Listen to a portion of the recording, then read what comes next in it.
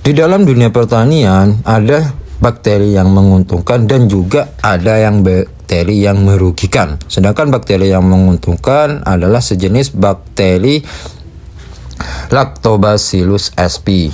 Bakteri ini tergolong dalam pengelompokan bakteri PGPR. Lah gimana sih caranya kita buat bakteri PGPR? Simak video ini sampai habis. Alat yang digunakan, yang pertama menggunakan panci kecil, yang kedua pisau besar atau kapak, terus yang ketiga menggunakan timbangan elektrik. Dibiasakan kalau sahabat tani mau buat apa, mau buat pupuk, biasakan buat pakai timbangan. Terus yang keempat toples kecil, kalau bisa yang ada tutupnya, misalkan biar enak kita fermentasinya. Terus yang kelima menggunakan kayu balok atau kayu kotak, dan yang selanjutnya itu menggunakan kompor. Ini fungsinya untuk memasak bahan-bahan yang kita mau buat PGPR. Terus yang selanjutnya yaitu menggunakan botol kotak, dan yang terakhir menggunakan air bersih. Diusahakan air bersihnya ini yang tidak mengandung kaporit. Dan untuk bahan-bahannya, yang pertama harus sediakan bekatul padi.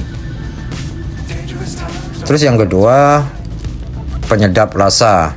Jadi sahabat tani itu bebas mau menggunakan penyedap rasa apa. Jadi ini saset yang bungkusnya 1000. Terus yang ketiga yaitu terasi. Dan yang keempat adalah tetes tebu. Tetes tebu ini juga bisa digantikan dengan gula pasir atau gula merah. Jadi sahabat tani itu bebas kalau udah ada tetes tebu. Dan yang berikutnya yaitu akar bambu. Akar bambu ini terkenal dengan adanya bakteri yang sangat menguntungkan di dalam dunia pertanian. Kemudian untuk langkah-langkahnya, timbang dulu bekatulnya, terus terasinya itu sebanyak 17 gram, dan untuk penyedap rasanya itu 14 on, dan untuk akar bambunya itu 22 gram. Itulah. Kemudian jangan lupa apabila sahabat tani itu mau membuat bakteri PGPR ini, dicuci ya, dicuci sampai bersih. Akar bambunya itu dicuci, kemudian sesudah dicuci kita jemur sampai benar kering. Kemudian sesudah kering barulah kita itu pemotongan. Ingat pemotongannya ini bisa pemotongannya itu kecil-kecil ya, biar apa, biar kita enak mau masukkan ke botol. Kalau sahabat tani itu mau menggunakan botol, biar kita tuh akarnya tuh masuk semua.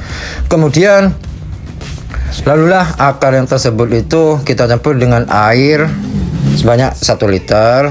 Itu didiamkan selama 30 menit. Air yang terendam akar bambu. Kemudian untuk langkah selanjutnya kita itu memasak terasi. Jadi untuk pemasakan terasi ini kita campur 3 bahan. Yang pertama terasi, kemudian yang kedua penyedap rasa, dan yang ketiga adalah tetes tebu. Oh ya, ini ada tambahan lagi ternyata. Untuk bekatulnya sahabat tani itu bebas mau diikutkan untuk pemasakan atau bisa langsung dicampur. Ketika kita itu mencampurkan bahan-bahannya langsung, kita tuh bebas. Tapi kalau saya biasanya kalau buat PGPR ini, bekatul padinya itu dicampur mengikuti pemasakan terasi.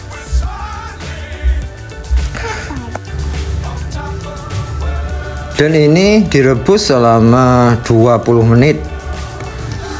Untuk pembuatan PGPR ini banyak sekali manfaatnya terhadap di dalam dunia pertanian. Salah satunya manfaat bakteri PGPR ini, yang pertama itu dapat merangsang pertumbuhan hormon atau sebagai ZPT.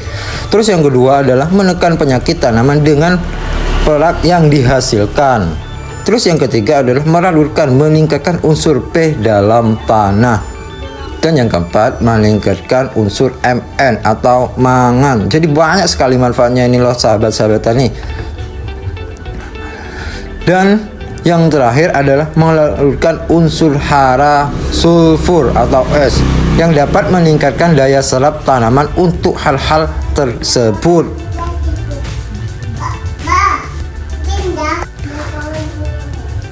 Kemudian 30 menit kemudian barulah kita buka rendaman akar bambu. Kemudian kita campur dengan bahan yang sudah dimasak tadi. Ingat, bahan yang sudah dimasak tadi itu didiamkan sampai benar-benar dingin ya. Lalu sesudah dingin barulah kita campur semua bahan-bahannya, mulai dari terasi, kemudian tetes tebu, penyedap rasa, dan bekatul. Itu dicampur secara keseluruhan, kemudian diaduk sampai benar-benar homogen atau sampai benar-benar merata. Proses pencampuran ini yaitu, ingat, apabila bahan-bahannya itu masih hangat atau masih panas, itu biasanya PGPR-nya atau buatnya itu biasanya kurang maksimal. Jadi ditunggu sampai benar-benar dingin. Dan apabila bahan-bahannya terutama pada terasinya, jadi usahakan terasinya itu hancur secara merata ketika kita itu melakukan pengukusan atau perebusan pada bahan tersebut.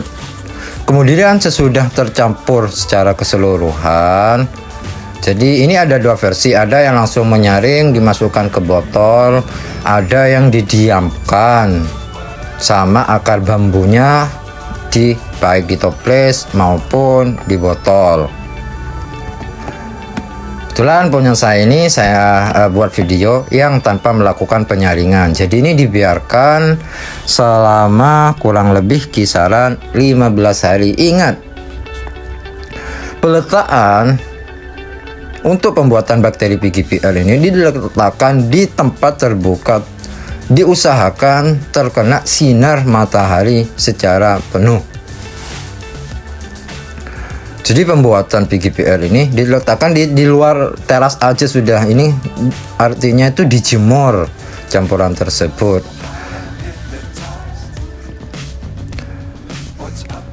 Ini sudah umur 3 hari, antara bahan sama airnya sudah berbeda. Artinya itu bekatulnya itu ada di bawah, semua campurannya itu ada di atas.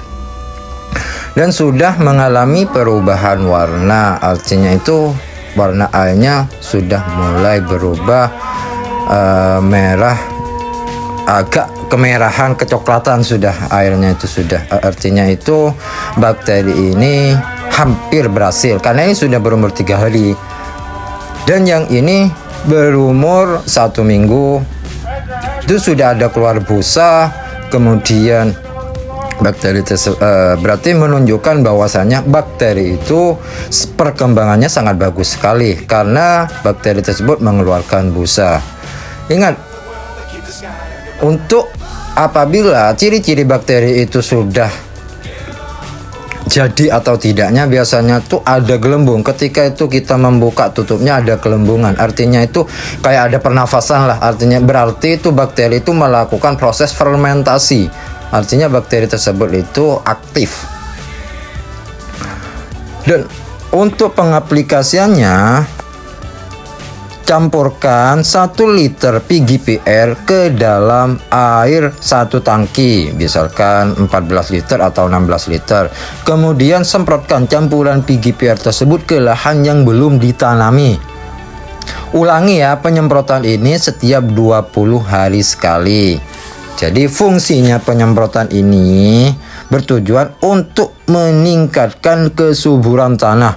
Dan selain itu, ternyata PGPR ini menurut penelitian Soharis itu dapat meningkatkan unsur hara nitrogen yang sangat bagus. Dan selain itu dapat menghambat pertumbuhan dan perkembangan biakan penyakit perakaran.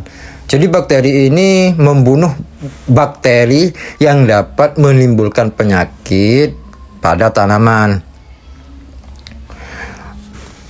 Jadi apabila sahabat-sahabat tani mau praktek, monggo silahkan dicoba dan langsung dipraktekkan di lahan sahabat-sahabat tani. Oke, sahabat-sahabatku, mungkin cukup sekian video kali ini. Semoga video ini bisa bermanfaat untuk sahabat tani. Sampai jumpa di video saya selanjutnya, masih dalam dunia pertanian. Salam pemuda tani.